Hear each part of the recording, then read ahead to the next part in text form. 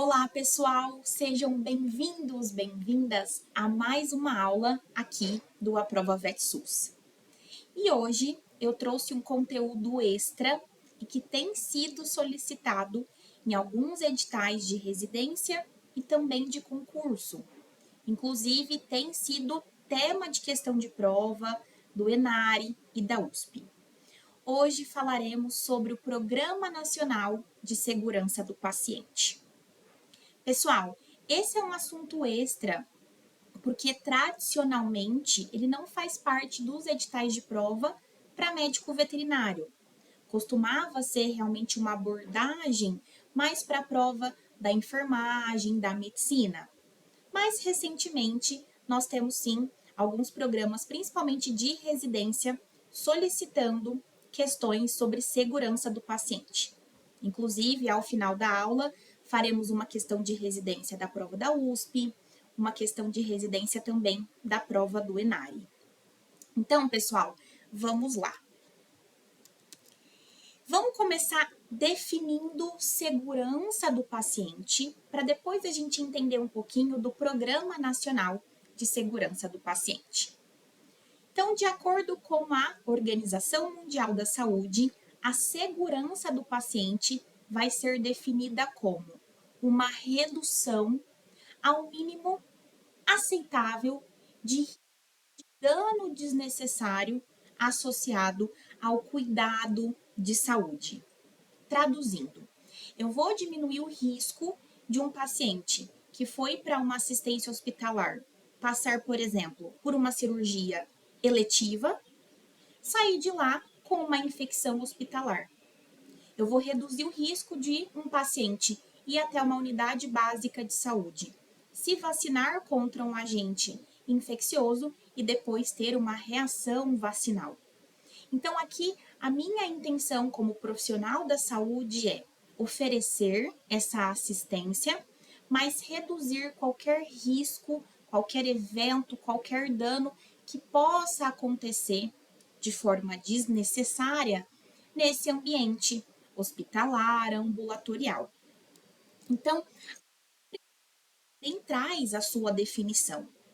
Então, para aqueles meus alunos que sonham em prestar o concurso da Anvisa, assim como eu, é extremamente importante a gente conhecer esse tipo de assunto, tá?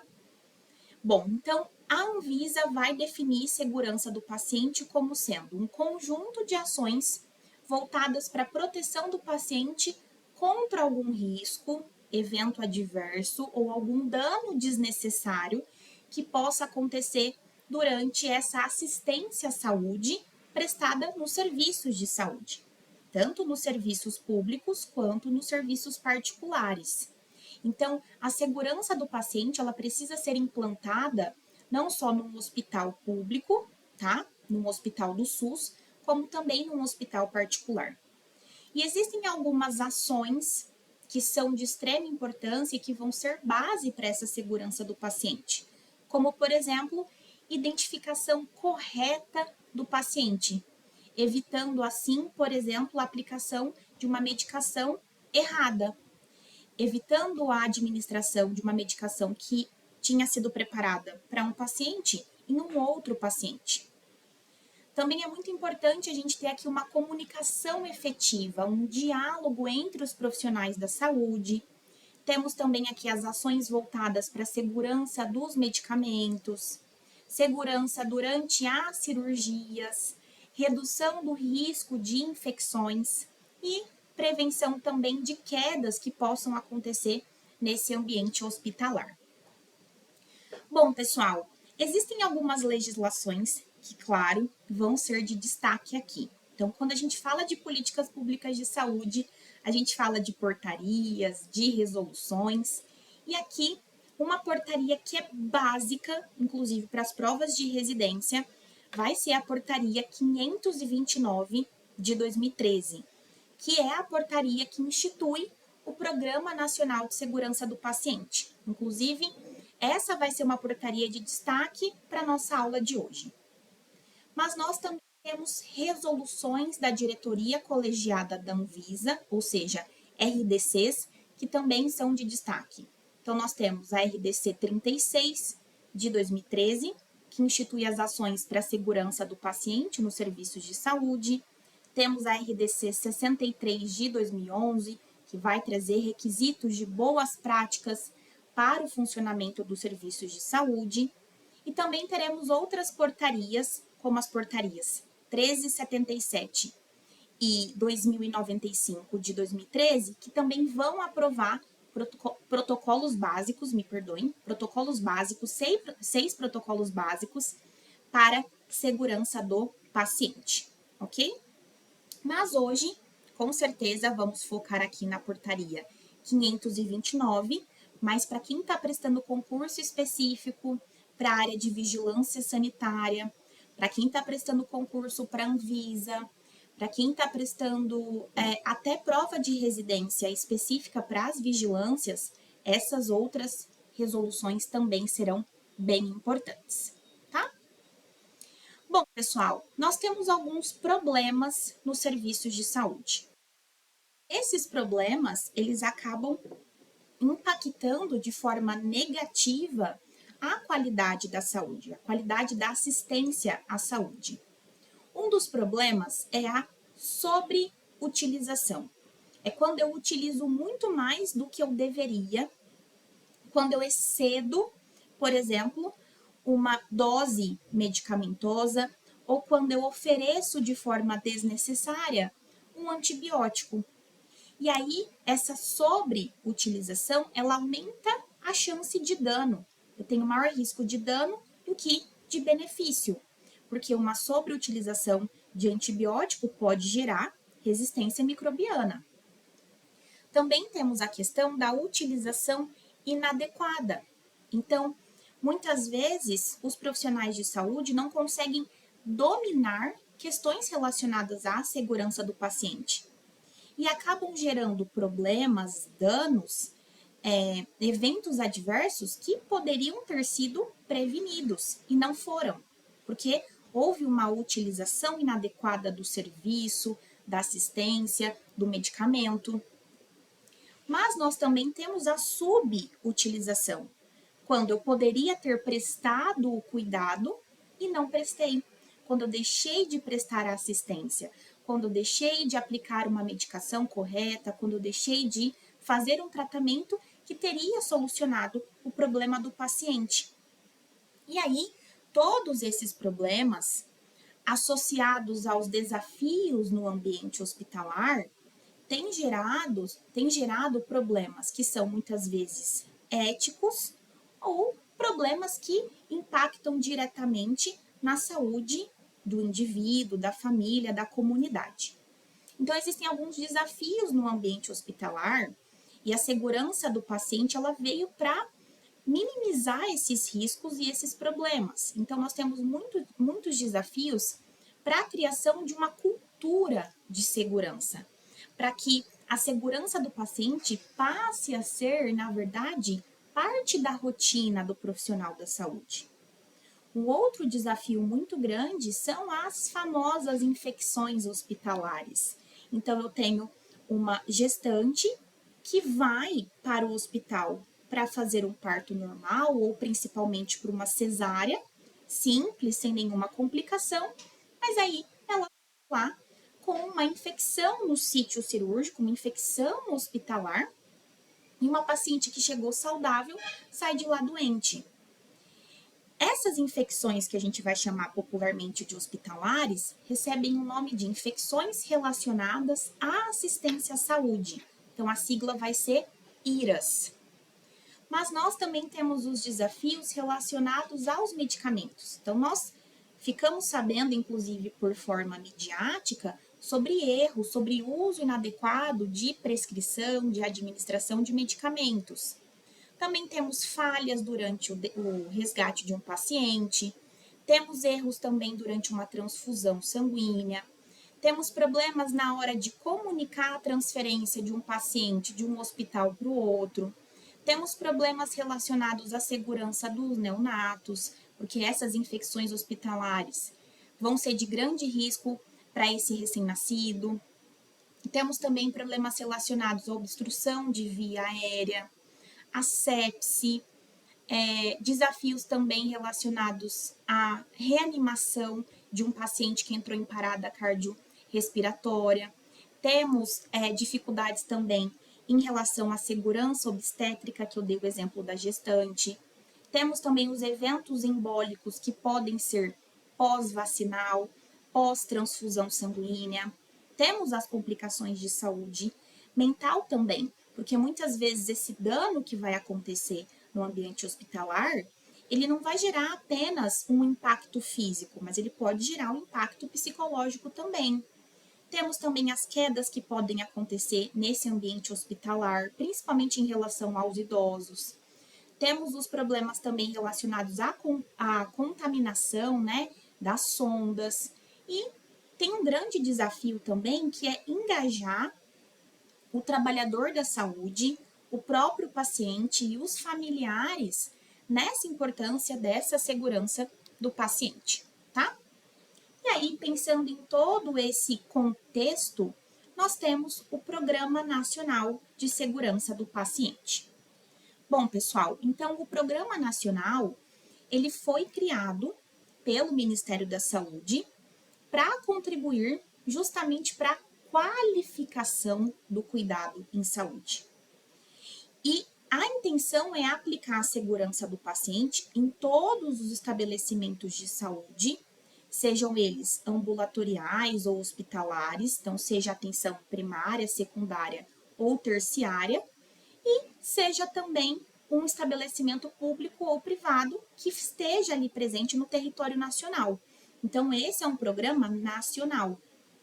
E aí eu vou deixar no material complementar de vocês o link de acesso para o site do Ministério da Saúde, onde vocês podem encontrar informações mais específicas sobre o Programa Nacional. E também é bem interessante assistir esses vídeos aqui, que foram elaborados pelo Ministério da Saúde, relacionados a alguns problemas que nós temos no ambiente hospitalar, né? Então, contaminação das mãos dos profissionais da saúde. Então, a gente tem todo um contexto de higienização das mãos. Então, a Anvisa, ela foca muito em educação em saúde, orientação dos profissionais em relação à importância da higienização correta das mãos. Temos também orientações para a prevenção de úlcera por pressão. Então, eu tenho uma avó que ela fica totalmente acamada numa instituição de longa permanência para idosos.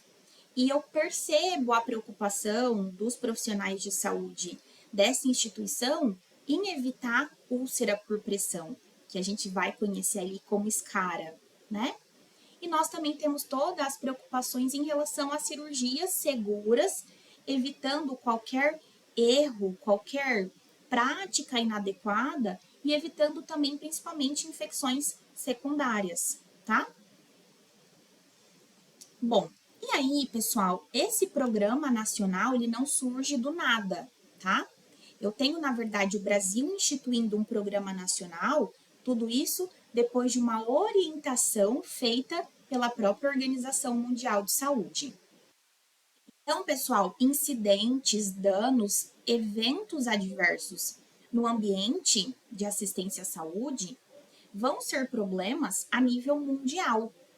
Então, a Organização Mundial da Saúde estava detectando elevada morbidade, elevada mortalidade dentro dos serviços de assistência devido a essas inadequações, devido a esses erros. Então, a própria Organização Mundial da Saúde criou uma aliança mundial pela segurança do paciente.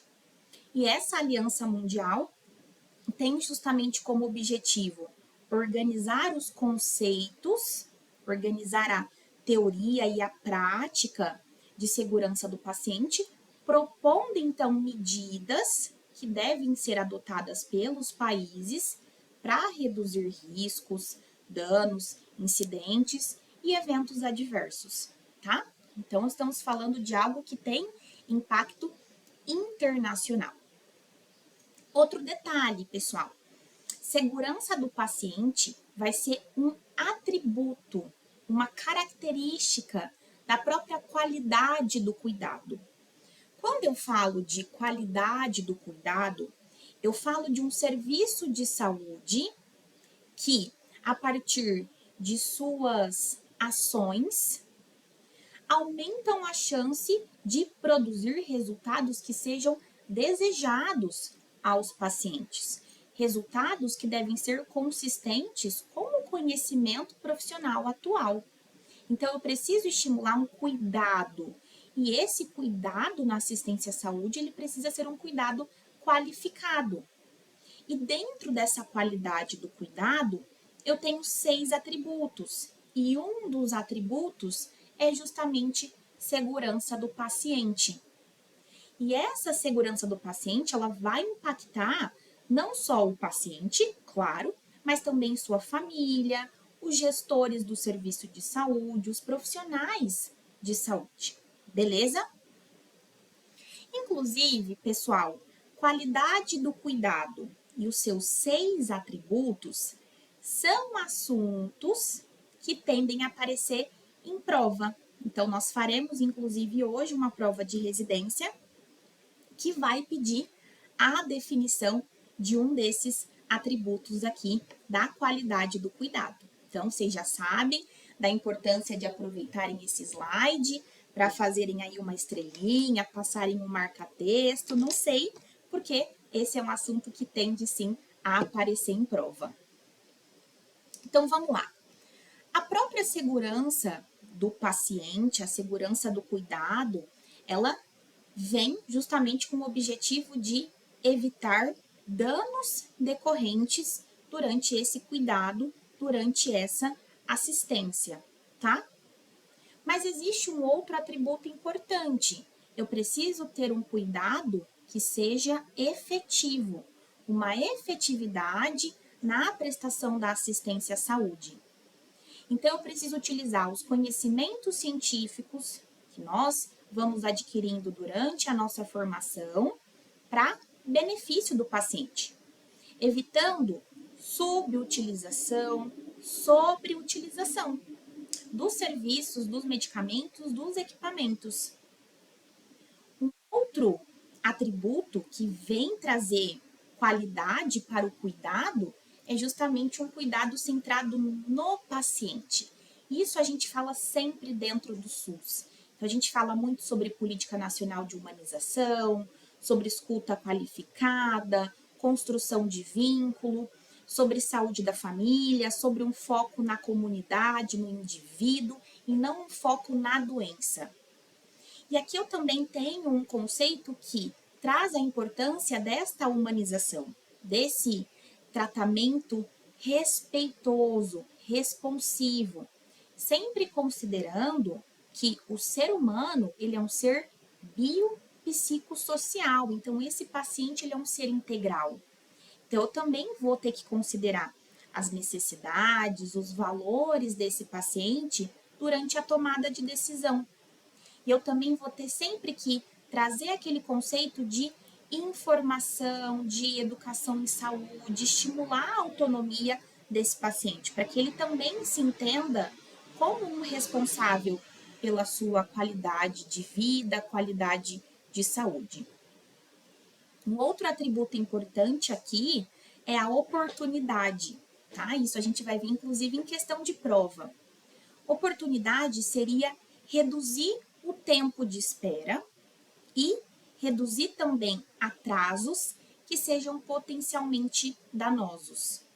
Ou seja, eu preciso ter uma assistência que seja efetiva e oportuna, que aconteça mais rapidamente possível e da forma mais efetiva possível. Então, eu preciso reduzir o tempo de espera que esse paciente fica ali no ambulatório, reduzir o tempo de espera para que ele seja encaminhado para um leito de UTI, reduzir atrasos na prestação de serviço, principalmente quando estiver falando de uma urgência ou uma emergência. E eu também falo aqui de eficiência, dados sem desperdícios, até porque a gente sabe que a nível de SUS nós estamos utilizando dinheiro público, né? Agora, tem um atributo aqui que a gente já conhece lá desde a Lei 8080, que é equidade.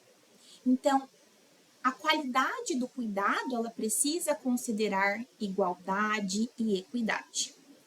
Bom, para melhorar um pouco, para contribuir melhor teoricamente com a definição desses atributos de qualidade do cuidado, eu trouxe para vocês uma tabelinha, tá? Com as definições presentes nas portarias do Ministério da Saúde e que também são as definições recomendadas pela própria Organização Mundial da Saúde. Então, mais uma vez, o que significa o atributo segurança? Segurança do paciente. A definição é: eu vou, a partir dessas ações seguras, evitar lesões, danos nos pacientes que sejam decorrentes do próprio cuidado, da própria assistência à saúde. Então, meu objetivo aqui é ajudar o paciente e não trazer mais algum risco, mais algum dano. Qualidade do cuidado. Efetividade. Então, é um cuidado baseado em evidência científica, para que eu possa sempre beneficiar o meu paciente. E eu vou evitar qualquer uso que possa não beneficiá-lo. Eu vou evitar, então, subutilização, sobreutilização. Também preciso de um cuidado centrado no paciente, um cuidado sempre responsivo, respeitoso às preferências, necessidades e valores do paciente. Sempre, claro, não sendo um caso de urgência e emergência, sempre permitindo que durante essas orientações, durante esse atendimento, que esse paciente também participe da própria decisão clínica, tá? Mas claro, pessoal, que quando isso couber, né? Então, sempre respeitando a necessidade de informar o paciente sobre cada ação, cada decisão ali no ambiente ambulatorial ou hospitalar. Oportunidade, ou seja, eu preciso de uma assistência, um serviço oportuno, reduzindo tempo de espera, reduzindo o atraso que possa ser danoso. Eficiência, cuidado sem desperdício. Então, eu não vou desperdiçar equipamento, suprimento, ideia, energia, tá? E equidade, ou seja, a qualidade do cuidado, ela tem que ser a mesma, independente de gênero, etnia, localização geográfica, condição socioeconômica. Então, aqui é como se a gente estivesse misturando ali os princípios de igualdade e equidade do próprio SUS. Beleza? Bom, pessoal, então agora vamos ver de uma forma um pouco mais específica a Portaria 529 de 2013, que instituiu o Programa Nacional de Segurança do Paciente. Bom, vamos lá. O artigo 1º da portaria, ele institui o Programa Nacional. E o artigo 2º, ele já traz para nós o objetivo geral desse programa, que é justamente contribuir para a qualificação do cuidado em saúde. Então, aqui, mais uma vez, qualidade do cuidado. E que essa qualificação aconteça em todos os estabelecimentos de saúde em todo o território nacional. Bom, então aqui, pessoal, nós temos, inclusive, alguns objetivos específicos. Então, no artigo 3º, a portaria traz 5 objetivos específicos do Programa Nacional. O primeiro é justamente promover, apoiar a segurança do paciente em todas as áreas de atenção à saúde, a partir da implantação de gestão de risco, de núcleos de segurança do paciente nos estabelecimentos. Então, a gente vai ver daqui a pouquinho qual é a definição de gestão de risco e o que são esses núcleos de segurança do paciente. E a portaria, ela também vai dizer que o Programa Nacional, ele quer envolver não só os pacientes, como também os familiares, nessas ações de segurança.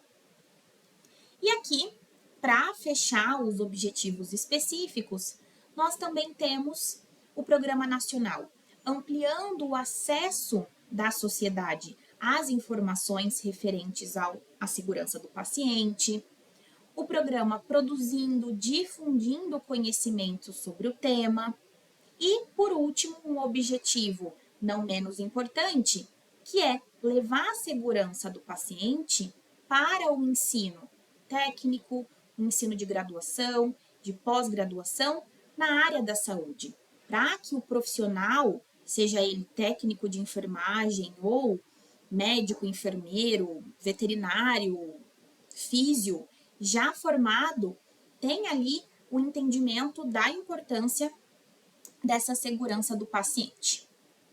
Mas o que costuma também aparecer em prova? As definições que foram trazidas pelo artigo 4º aqui da portaria. Então, o artigo 4º, ele traz 6 definições importantes para nós. A primeira, mais uma vez, definição de segurança do paciente. Acho que já é a terceira vez que eu descrevo a definição, mas essa repetição ela é até positiva para a gente não esquecer. Ainda mais por ser um assunto novo, né? Então, segurança do paciente é a redução ao mínimo aceitável do risco de dano desnecessário. Eu estou reduzindo o risco de dano desnecessário associado ao cuidado de saúde. Primeira definição, super importante, mais uma vez, grifa texto, estrelinha, coraçãozinho, para não esquecer. Bom, pessoal, tem uma outra definição aqui muito importante. O que é dano? Olhando para a segurança do paciente, o que eu posso ter de dano durante essa assistência à saúde, durante a assistência médica, ambulatorial ou hospitalar? O dano vai ser o comprometimento de alguma estrutura, de alguma função do corpo, ou qualquer efeito ali oriundo desse dano. Então, nós estamos falando de doenças, lesões, sofrimentos, óbitos, incapacidades, disfunções, ou seja, comprometimentos ali daquele indivíduo e que esses comprometimentos foram em consequência de alguma ação inadequada, insegura nesse ambiente de assistência médica. E esse dano ele pode ser físico, ele pode ser social, e ele também pode ser um dano psicológico. Bom, pessoal, e aí pode parecer muito semelhante, mas dano e incidente não serão sinônimos. O que vai ser definido como um incidente? O incidente ele vai ser um evento, uma circunstância que poderia ter resultado ou que resultou naquele dano desnecessário. Então, o incidente, ele poderia ter gerado ou ele gerou um dano físico, social, psicológico. Então, a partir de um incidente, eu posso ter dano ou não. Então, eu tenho incidentes com danos e incidentes sem danos. Para complicar um pouquinho mais a nossa vida, um incidente com dano vai ser chamado de evento adverso. Então, eu vou colocar aqui um esqueminha para poder facilitar a absorção dessa definição aqui. Então, um incidente é um erro, né?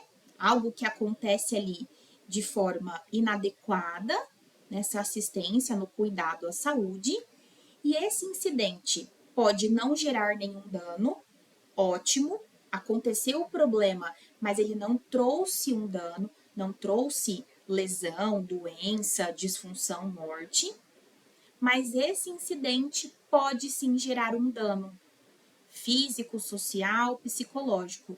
E esse incidente que gerou um dano vai ser chamado de um evento adverso. Tudo bem até aqui? Estão me acompanhando? Ótimo. Pessoal, e aí nós temos a quarta definição aqui do artigo, a definição justamente de evento adverso. Primeira vez que eu participei de uma investigação de um evento adverso foi na Vigilância de Franca. Então, para quem não sabe, para quem não tinha assistido todas as aulas ainda, para quem está me conhecendo agora, eu já atuei como sanitarista no NASF, da Prefeitura de Araçatuba, e já atuei como chefe do setor de vigilância sanitária e vigilância ambiental da Prefeitura de Franca. Bom, a vigilância sanitária, ela sempre trabalha de forma articulada com a vigilância epidemiológica.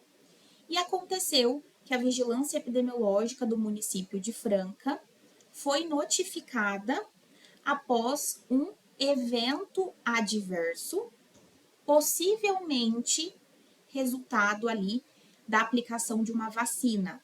Então, eventos adversos pós-vacinais precisam ser investigados. E aí, essa investigação epidemiológica vai contar com a participação da vigilância epidemiológica, mas muitas vezes também da própria vigilância sanitária, que vai até o estabelecimento que aplicou a vacina, para entender se tinha algum fator de risco, se houve ali alguma alteração, algum erro, alguma inadequação durante a aplicação da vacina, tá?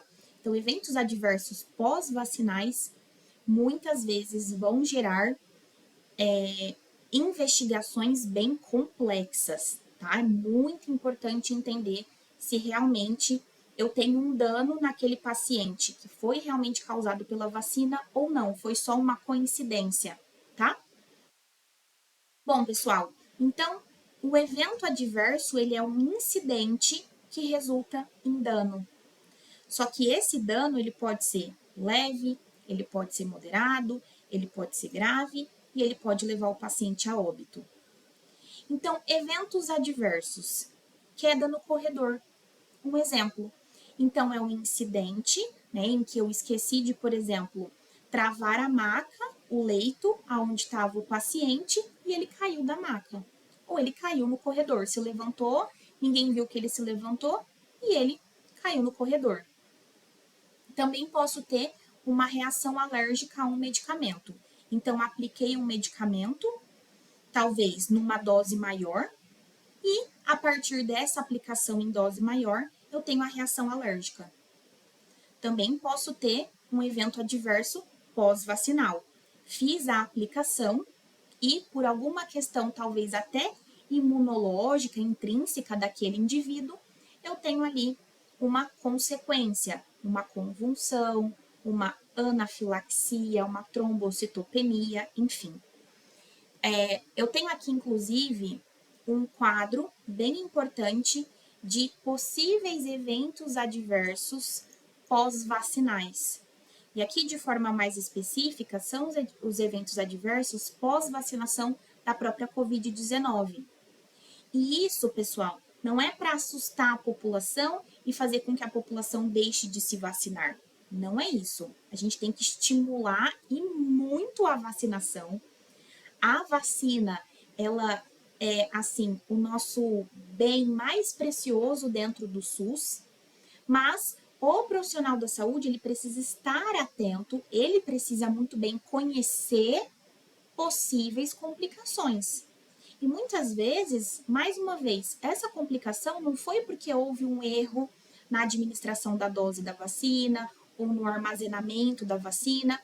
Pode ser que por uma questão imunológica, intrínseca, de reação pessoal, essa pessoa venha apresentar algum evento adverso. Então, esse dano, ele não necessariamente foi culpa ali do profissional da saúde, tá?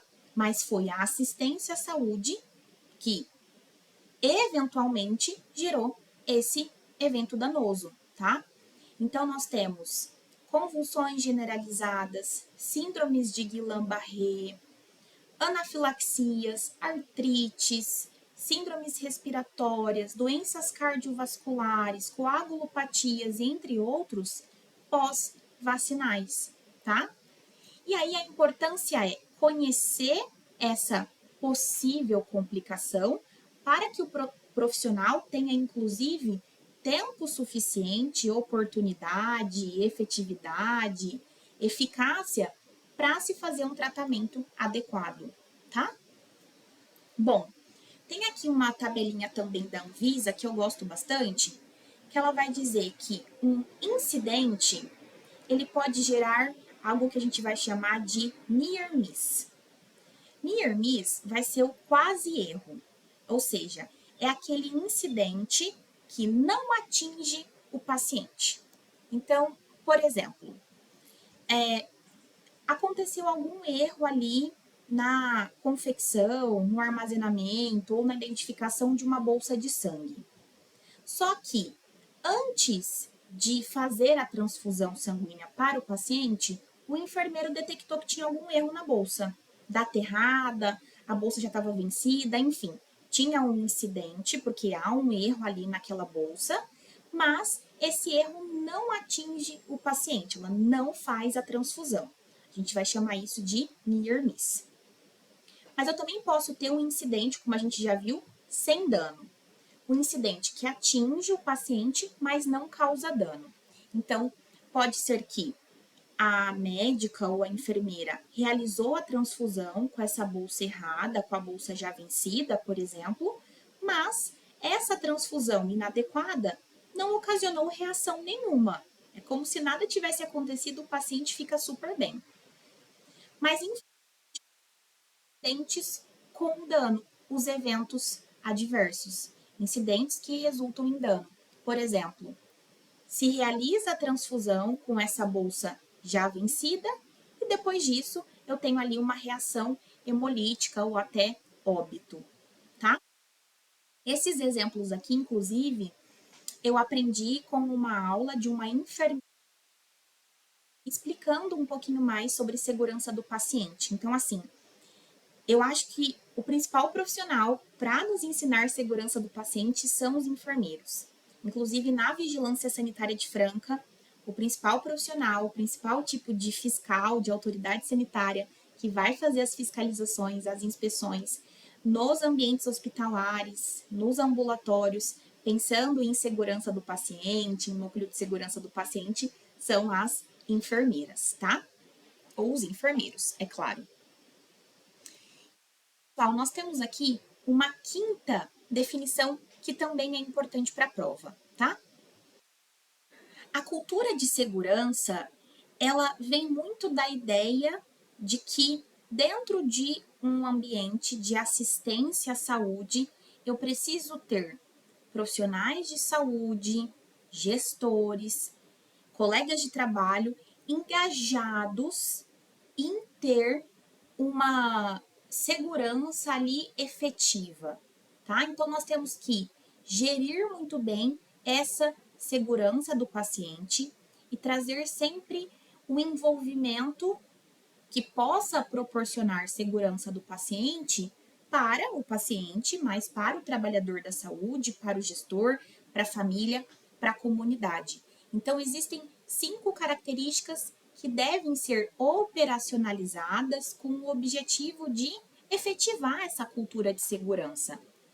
Então, aqui eu até trouxe para vocês um print da própria portaria dizendo que dentro de cultura de segurança eu preciso instituir uma cultura na qual os trabalhadores, os profissionais da saúde, os gestores assumam responsabilidade pela sua própria segurança, mas também pela segurança do colega, do paciente, do familiar.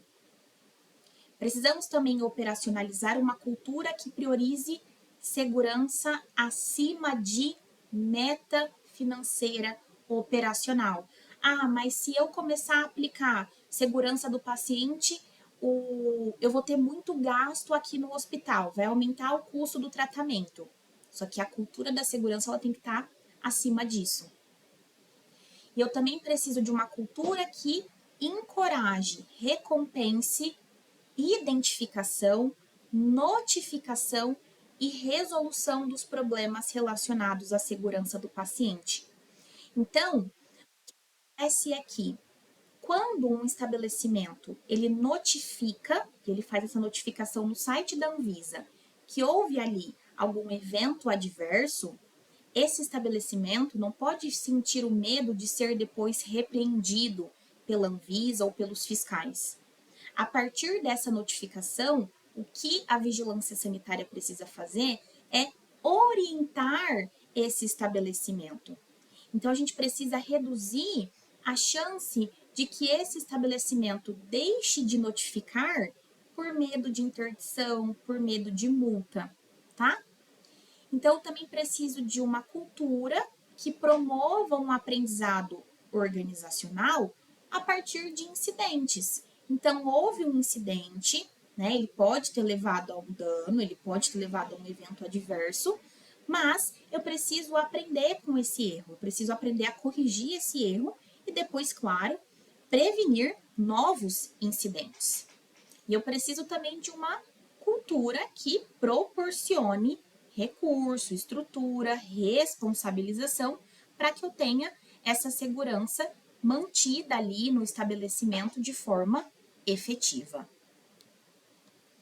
E, pessoal, para finalizar, nós vamos ter uma sexta e última definição aqui no artigo 4, que é gestão de risco. Então, eu também vou precisar de uma aplicação sistêmica, contínua, de condutas, de recursos, para avaliar, para controlar esses riscos. Então, os gestores, né, o chefe do setor, o chefe do departamento, o chefe do hospital, ele precisa aplicar segurança do paciente, para que eu tenha avaliação, controle e prevenção de eventos adversos que vão afetar não só a segurança do paciente, mas a integridade do seu profissional, a imagem da sua instituição.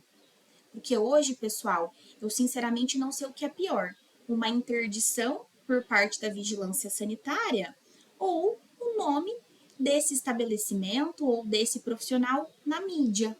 Eu não sei o que é mais grave, o que vai gerar depois mais problemas. O estabelecimento ser interditado ou ele ter sido exposto no Facebook, no Instagram, nas mídias, nas redes sociais, tá? Então, por isso que eu preciso fazer uma gestão da minha assistência à saúde, uma gestão do meu estabelecimento, sempre voltada para a qualidade, para a segurança. Sempre englobando princípios e diretrizes como a própria criação de uma cultura de segurança, tendo um gerenciamento de risco, tendo transparência, responsabilização, né? Dentro desse serviço, dentro desse estabelecimento, tá? Bom, e aí, só para a gente conseguir acompanhar toda a portaria, também tem um artigo, o artigo 5, que vai trazer quais são as estratégias para que a gente consiga implementar esse programa nacional. Então, o Ministério da Saúde, ele precisa e precisou criar estratégias para conseguir implementar o programa e para que ele seja efetivo e também implementado em todos os estabelecimentos de saúde. Então, para isso, o Ministério da Saúde elabora protocolos, guias, manuais sobre segurança do paciente, promove capacitações dos profissionais, dos gerentes, das equipes. A própria Anvisa faz essas capacitações. Eu já participei de alguns cursos online gratuitos da Anvisa sobre segurança do paciente, higienização das mãos, enfim. E aí também teremos o Ministério da Saúde e a própria Anvisa, incluindo metas, padrões, conformidades que precisam ser aplicados pelos estabelecimentos, desenvolvem campanhas para a comunicação social, para a educação em saúde, também vão aplicar vigilância, monitoramento de incidentes, vão promover essa cultura de segurança e vão articular, inclusive, ações do Ministério da Saúde com o Ministério da Educação. Então, é uma tentativa também de sensibilizar o Ministério da Educação, o MEC, para que segurança do paciente seja um tema presente na matriz curricular de todas as profissões da Saúde, tá? Então, só me perdoem, porque aqui são 7 estratégias, tá? E não 5.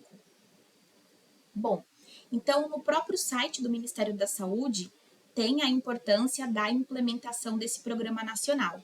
Então, basicamente, tudo que está na portaria também está descrito no site do Ministério, mostrando a importância de expandir, de consolidar essa cultura de segurança do paciente no Brasil, nos estabelecimentos e também nas universidades, nas faculdades e até no próprio ensino técnico.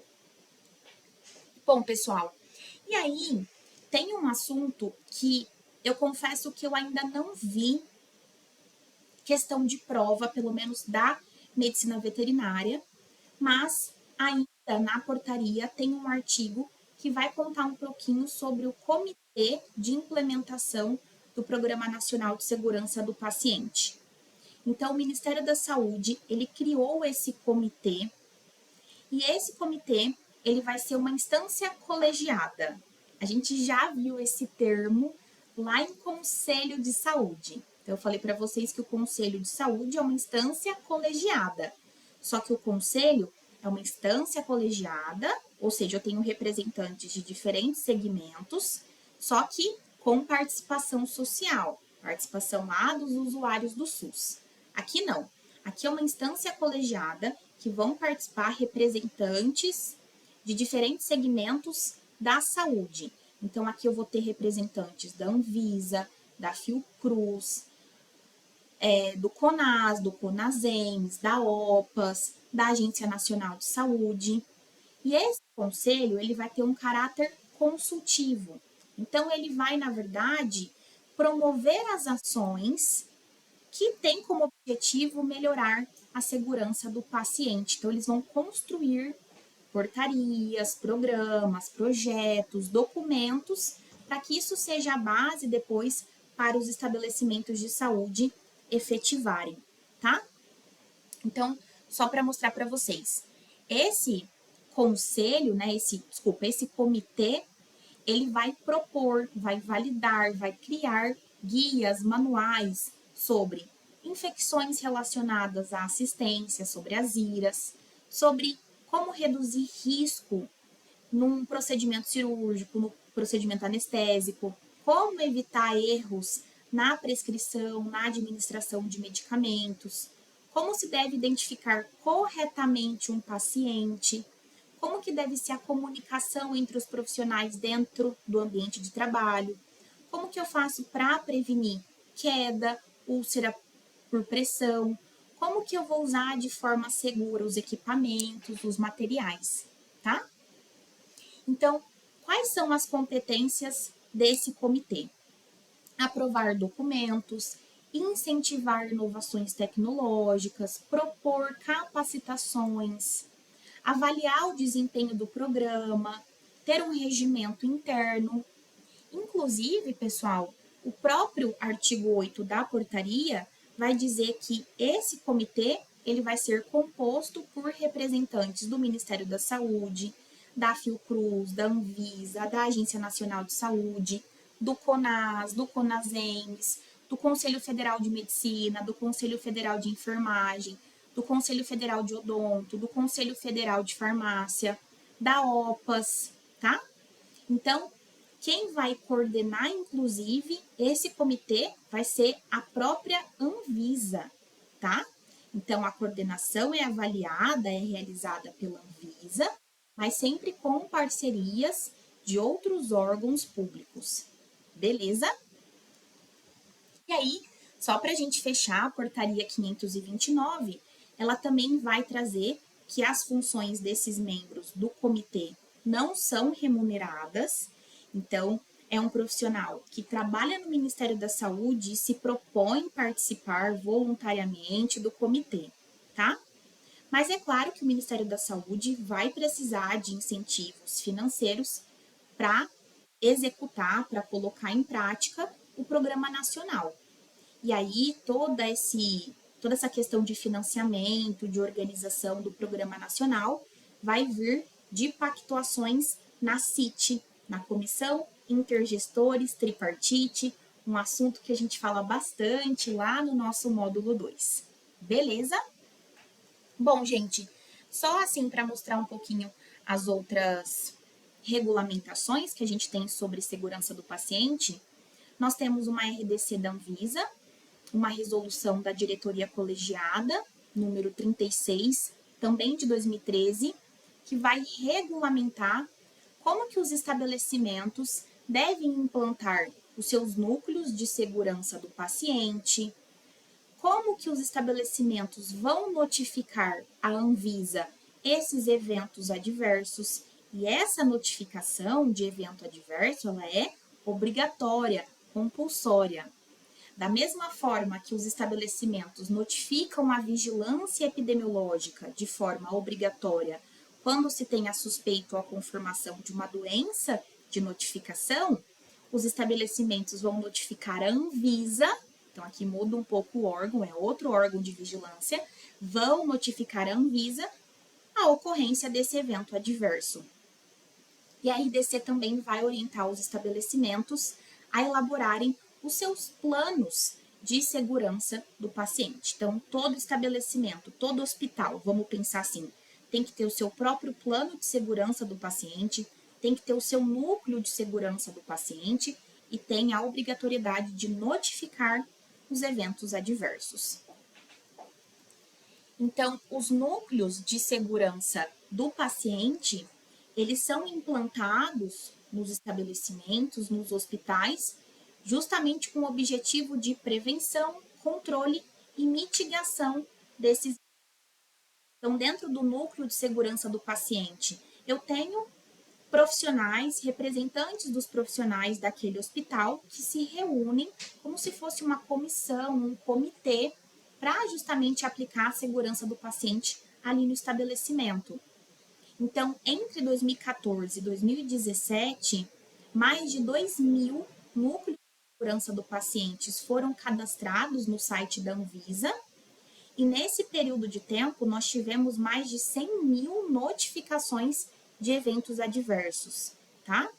Então, todo estabelecimento de saúde, ele precisa ter um núcleo, se cadastrar na Anvisa e, quando acontecer um evento adverso, notificar esse evento lá no site da Anvisa em um espaço chamado Notivisa. É um espaço ali para notificação específica para a Anvisa, tá? Nem vou entrar muito a fundo nesse detalhe, porque isso acaba sendo de maior relevância para quem já trabalha nas vigilâncias, né, no caso da vigilância sanitária, ou para quem é médico, enfermeiro, mas enfim, a gente tem lá todo um passo a passo no site da Anvisa de como se cadastrar, como cadastrar o seu núcleo e como também fazer as notificações, tá? Então, todo estabelecimento tem que ter um núcleo de segurança do paciente para justamente articular o processo de trabalho, para ter uma troca ali de informação entre os profissionais dentro da instituição e para que também esses profissionais possam notificar as vigilâncias, tá?